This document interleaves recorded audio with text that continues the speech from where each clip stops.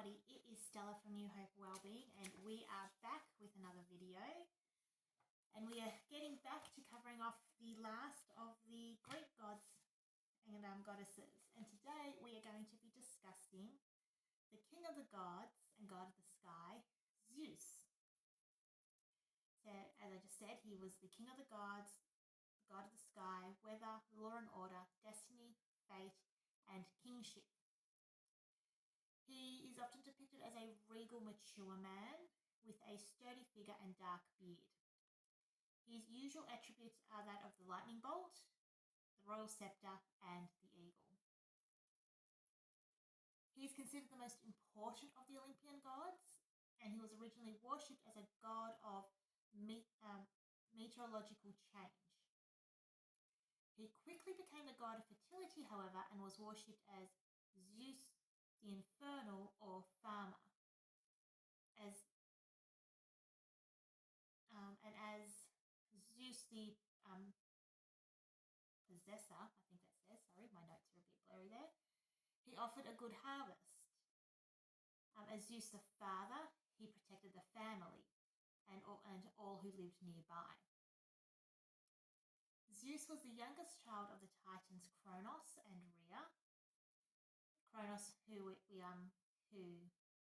story we did discuss when we discussed the Titans, and we also did talk about this particular myth in detail, devoured all of his children as they were born, except for Zeus, who escaped the fate when his mother spirited him away, handing Kronos a stone substitute wrapped up in a baby's swaddling cloth.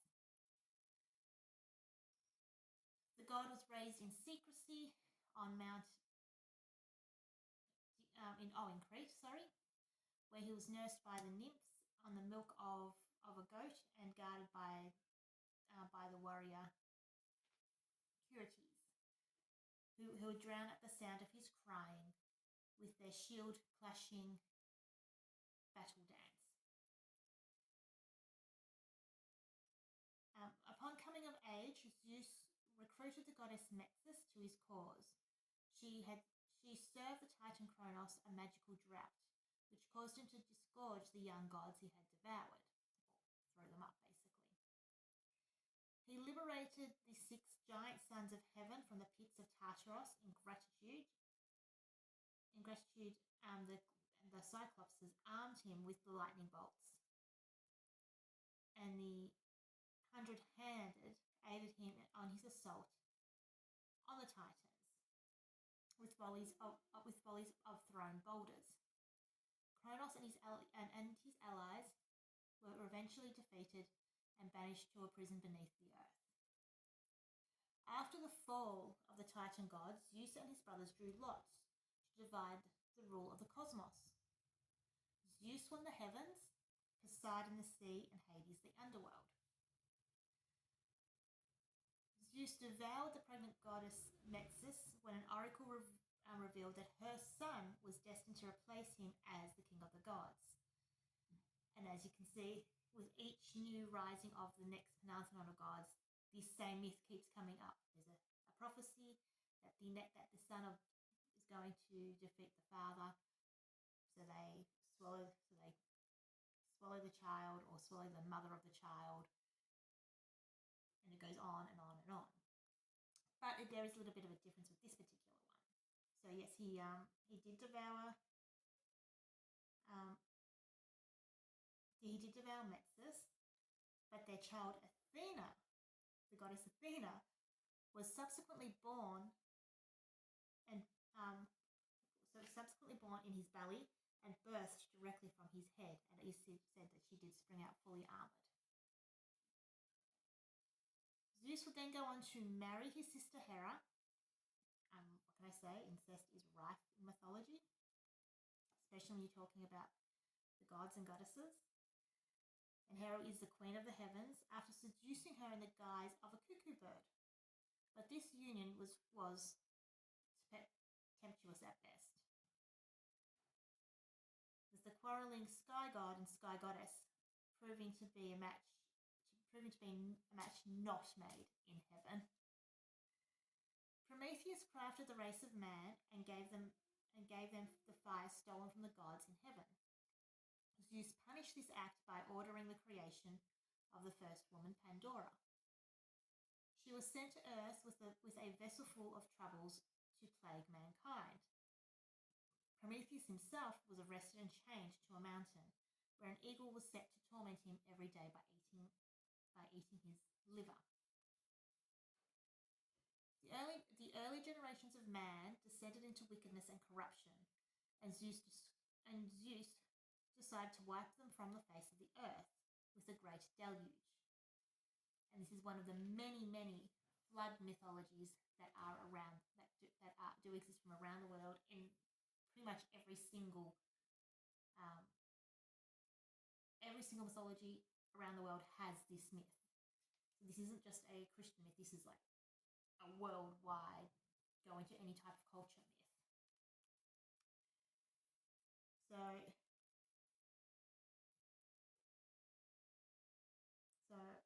there was one virtuous couple. I always get his name pronounced wrong, but bear with me. Deculion and Priya were spared and afterwards allowed to repopulate the world with the casting of stones that would then transform into men. The earth goddess Gaia, angered by the imprisonment of the Titans, urged the giants to rise up against the gods of Olympus. They laid siege to the heavenly fortress, but Zeus laid low their king and many others with his deadly lightning bolts. Gaia produced one more giant.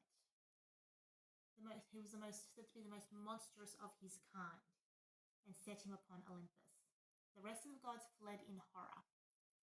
Zeus himself was defeated in combat, with the monster tearing the sinews from his limbs, rendering him helpless.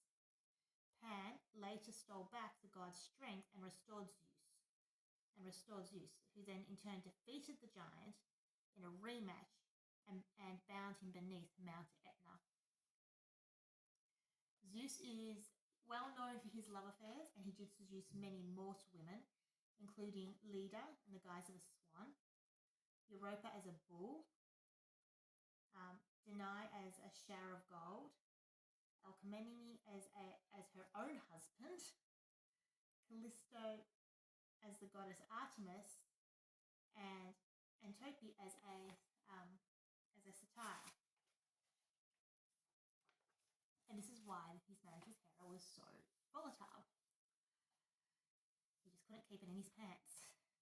The god's favourite mortal son was by a long measure Hercules, whom he supported throughout his trials and he was eventually welcomed to Olympus as a god.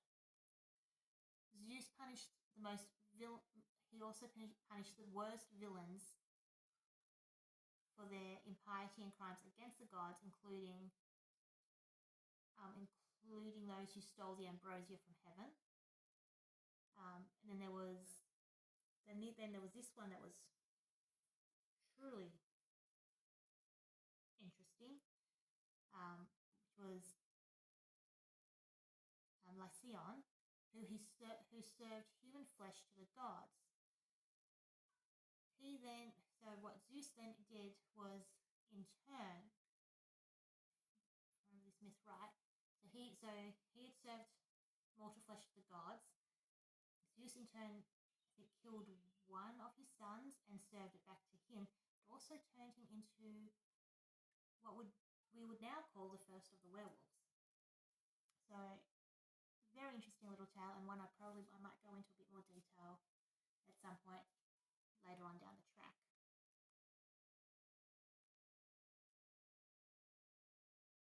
There was also, he also did punish Ixion, who attempted to rape Hera, and Salamonis, who tried to imitate Zeus and steal the worship that was due to the gods. His most distinctive attribute was his lightning bolt, which he wielded in his hand like a javelin. His other attributes included the royal scepter, the throne, the eagle, a miniature Nike, which is the winged goddess of victory, and the Aegeus, which is the goat skin armed guard. Zeus was usually clothed in a long robe and cloak, but can sometimes be depicted nude. He was often crowned with a wreath of olive leaves. His sacred animals were the eagle and the bull, and he did abduct the youth Ganymede, in the shape of an eagle, and the maiden Europa as disguised as a bull. His sacred plants were the evergreen holm oak and the olive tree. And the ancient oracle of Dodona was inspired by the rustling of oak leaves, and the Olympic Games victors were crowned with the wreath of olive leaves picked from the gods' sacred groves. Befitting his role as the king of the gods, Zeus was attended by a large I can't think of the word, but a large group of lesser divinities.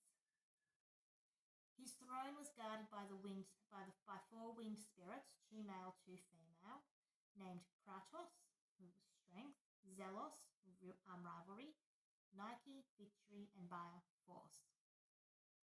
Kratos and Baia functioned as muscular enforcers and were tasked with jobs such as apprehension and imprisonment of the Titans Prometheus, and while Nike drove Zeus's chariot and often accompanied him in miniature form as something of a divine familiar. The god Hermes was Zeus's personal herald, who acted as a diplomat, envoy, and general agent of the god's will. His other messenger was Iris, who was a winged goddess of the rainbow, who would simply relay messages verbatim and delivered commands to the other gods. His high counselor, Themis, goddess of law and order, who was seated beside his throne, and she was attended by their 6 daughters, the Morai, also known as the Fates, and the Seasons. These goddesses were collectively responsible for the orderly functioning of the cosmos. Themis was also charged with summoning all the gods of assembly in the courtyard of Zeus. His virginal sister Hestia also resided in his palace, where she tended the ever-burning divine heath fire in the center of his hall. Metis, goddess of wisdom, was perhaps his most unusual attendant, as he had swallowed her whole to avoid a prophecy, and she took up residency in his belly. The ancient gods believed the belly, rather than the brain, was the seat of thought and emotion. And so by consuming her, he had effectively implanted wise counsel in his mind. She continued to exist in some form or other within the god, even to the extent of birthing Athena there and equipping her with armor and weapons before her second birth from Zeus's head. Ganymede and the goddesses Hebe were Zeus's cupbearers, who would serve the ambrosia and nectar at the feast of the gods. And then there was the Harpies, known as the hounds of Zeus, who were crude creatures that were tasked by the god with carrying off or harassing mortals. Then there was Pegasus, the winged horse, who would carry Zeus's lightning bolts, and 4 other immortal horses who drew his chariots through the sky. He was widely worshipped in ancient Greece and possessed numerous shrines and sanctuaries. Many of these were located on hilltops or mountain peaks, where offerings were traditionally made to the rain-bringing god. He was also worshipped privately in small household shrines as well. In classical scriptures, Zeus was, I've already said that. So he was a major figure in Greek religion. He had his oracle, who was in fact the oldest oracle in ancient Greece yet to be found, and that was in Dodona in northern Greece, where the priests served Pharaoh's oracle, which interpreted the sounds from the winds in the branches of the sacred oak trees and the babbling of water from the holy spring. Another great sanctuary to Zeus was at Olympia, where every 4 years, from 776 BCE, the Olympic Games drew crowds from all parts of the Greek world to honour the father of the gods, and where 100 oxen were sacrificed to Zeus at the end of each Games. Also at Olympia there was a massive temple built in the 5th century BCE, which housed the gigantic gold and ivory statues of the god, and this was said to be one of the 7 wonders of the ancient world. More important sacred sites for the god were also on Mount Lycaeus in Athens, Nemea, Pergamon, Stratos, and in Libya. There are surprisingly very few festivals in honour of Zeus, however. There was one in Athens, but generally though Zeus was but because generally he was the head of the pantheon, he was seen as omnipresent, and so made no particular attachment to specific cities, which is probably why there weren't that many festivals, unlike with Athena, who was associated with the city of Athens. However, he was worshipped in pretty much every family home, where there would be an altar which often dedicated to him in each courtyard, as he was the protector of the family heath and property in general. He was also the god of hospitality and the protector of cities. He was the guardian of oaths and the protector and general benefactor of all. So that is just a little bit about Zeus. We will be back next week with some more videos. We'll be covering off the last of the Greek gods, and I did leave him as last for a very important reason, but I will discuss that next week. Until then, I hope everybody enjoys the rest of their week and their weekend, and we'll chat soon. Bye!